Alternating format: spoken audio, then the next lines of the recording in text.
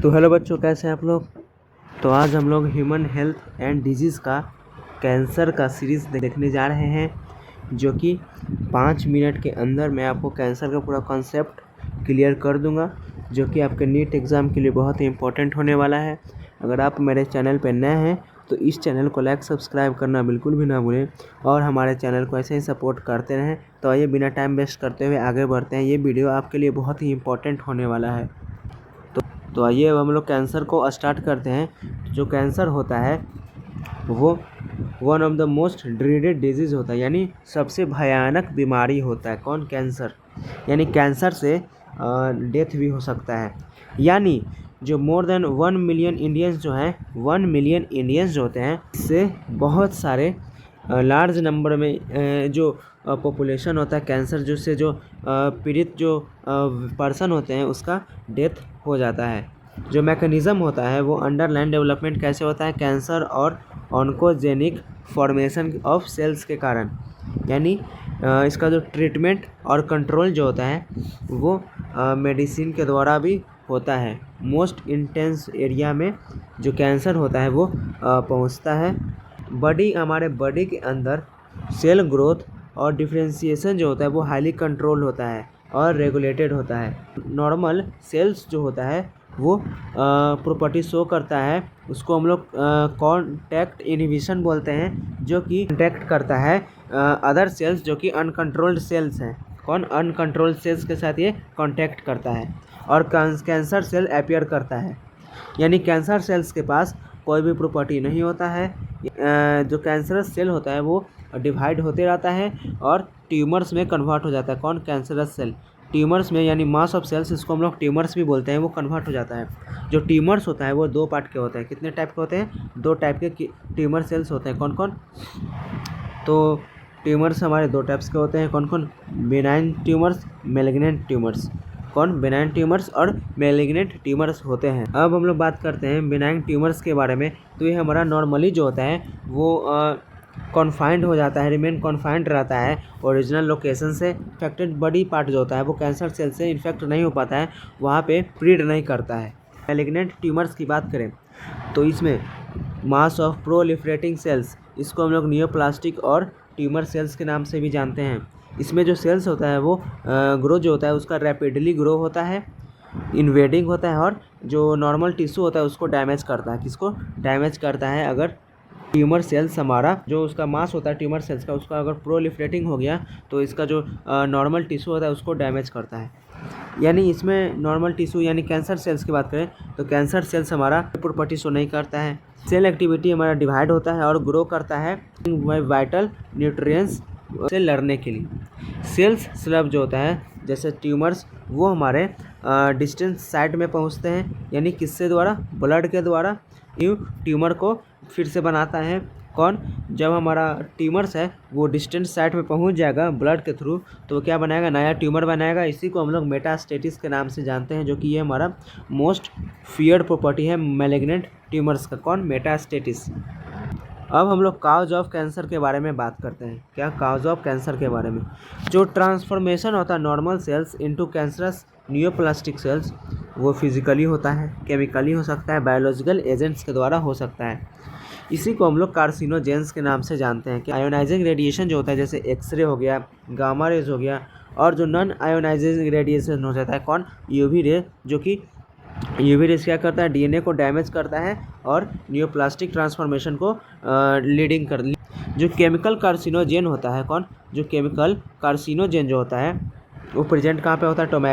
Tobacco smoke, जो कि हम लोग लंग कैंसर इससे हो सकता है। किससे? टोबैको स्मोक से लंग कैंसर हो सकता है। ये हमारा केमिकल कार्सिनोजेन इसमें टोबैको स्मोक में प्रेजेंट होता है। जो कैंसर काउजिंग वायरस जो होता है उसको हम लोग ऑन्कोजेनिक वायरस बोलते हैं। इसके पास जीन्स होता है, इसको हम लोग वायरल ऑन्कोजेंस बोलते हैं। अगर सेवरल जीन्स हमारा ऑन्कोजेन में प्रेजेंट रहेगा तो उसको हम लोग सेलुलर ऑन्कोजेंस बोलेंगे, यानी सी ऑन्को और प्रोटो ऑन्कोजेंस। ये नॉर्मल सेल्स को आइडेंटिफाई करने में मदद करता है। कौन? सेलुलर ऑन्कोजेंस या प्रोटो ऑन्कोजेंस। ये हमारा ऑन्कोजेनिक ट्रांसफॉर्मेशन को लीड करता है। अब हम लोग कैंसर डिटेक्शन एंड इसके डायग्नोसिस के बारे में पढ़ेंगे। ईयरली डिटेक्शन की बात करें तो कैंसर्स को सक्सेसफुली ट्रीटेड कर जाता है।